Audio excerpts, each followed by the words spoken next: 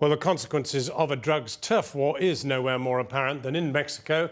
There, the rise of the drug cartels is well documented, but the armed gangs are increasingly targeting some of the most vulnerable illegal immigrants from Latin America who cross Mexico trying to reach the United States. Those who manage to make it to Mexico board a cargo train for a 1,400-mile journey across the country. It starts in the southern city of Arriaga, and it then passes through, ending up in Tijuana on the US border. But many do not complete the journey, ending up dead or missing, all caught up in the lawlessness of Mexico.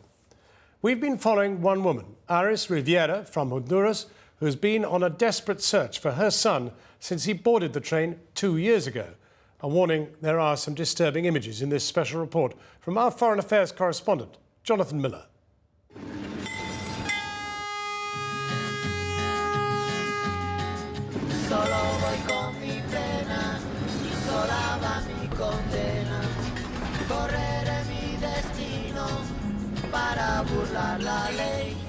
There's a freight train in Mexico they just call the Beast.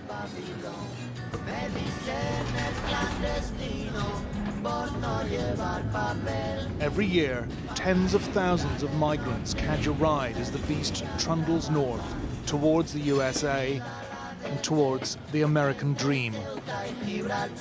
But the Beast runs right through the continent's kidnap corridor.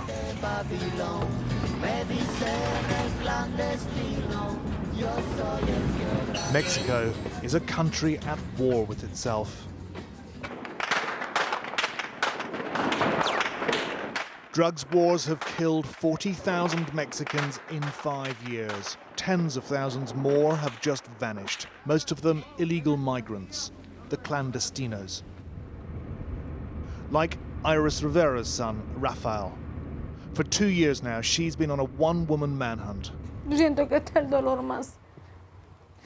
feel like this is the worst pain on earth, to have to search for your own son. The Mexican military patrols desert highways where headless corpses are dumped by the roadside and bludgeoned bodies are found dumped in pits. 183 in a series of mass graves found just 6 weeks ago.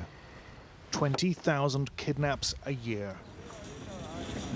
Migrants abducted, robbed, raped, enslaved, murdered by criminal syndicates spawned by the drugs cartels, gangs that thrive on extortion and terror. Yet undeterred, clandestinos continue to chase the dream. This is my third trip. I don't know what will happen. From here to the north, there are lots of kidnappings, so one travels in fear, because you never know if you're going to be kidnapped or murdered. Organised crime has become very sophisticated. We're talking about a human trafficking industry worth millions of dollars. Yet every day, more and more young people make the trip north through Mexico. Before he even got to Mexico, Iris's jobless son Rafael had to travel from his home in Honduras through Guatemala to the Mexican frontier. The last time he'd called her, he was about to board the Beast. My son was looking for a job but couldn't find one. He had a 1-year-old girl, so he decided to leave to give her a better life. We knew it was hard to get to the USA, but we didn't know about the drugs gangs. We did know that people got killed on the train, but we had faith in God and we believed everything would be fine. She's been to Mexico twice already to look for Rafael. A neighbour, who's also lost her son in Mexico, hears that she's trying again. She asks Iris to take his picture with her. 3,000 Central American migrants cross into southern Mexico every day, 1 million a year, heading north. In the United States, illegals can earn £100 a day. Those who evade death or deportation have the power to transform lives back home. Iris Rivera's first port of call, the Honduran consulate just over the Mexican border. Give us the information you have about when he called, where he called from, if he was with friends, who he was traveling with. There are groups of drugs traffickers here that kidnap them, the Zetas, a Mexican cartel, and sometimes the police are complicit. But don't be afraid. 200 miles up the track, and migrants make their first stop on the 2-week trip north. This one of more than 20 shelters set up by the church. Iris's son, Rafael Rivera, passed through here 2 years ago. These places are sanctuaries because even when they've jumped off the beast, they're not safe. Mexico's Human Rights Commission has declared 71 cities dangerous for migrants. Alberto. They've processed 150 people in the past couple of days alone. They take details and they take pictures. Alberto Donis runs this shelter. He's from Guatemala himself.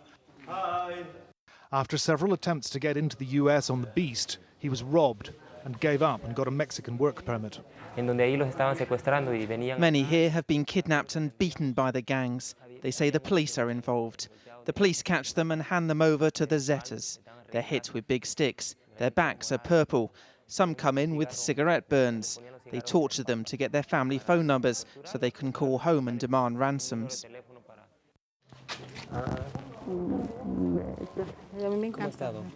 Iris and Alberto have struck up an enduring friendship.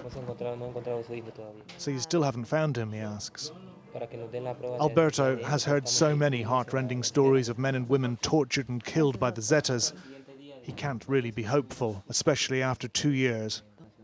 But he's gentle with Iris. He listens and shows her again the picture he took of Rafael's ID card.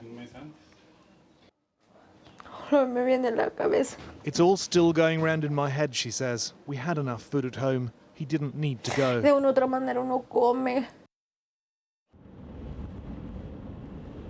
Highway 185, 100 miles north now, hugging the railway from the Pacific coast to the Gulf of Mexico and the port city of Coatzacoalcos.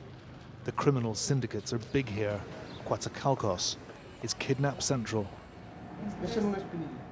Iris Rivera's been told that a body's turned up that might match her description of Rafael. One look and she knows. Her eldest son, Jose Rafael Rivera, is dead. Rafael had been drowned, a method of murder employed by the drugs cartels. It saves bullets.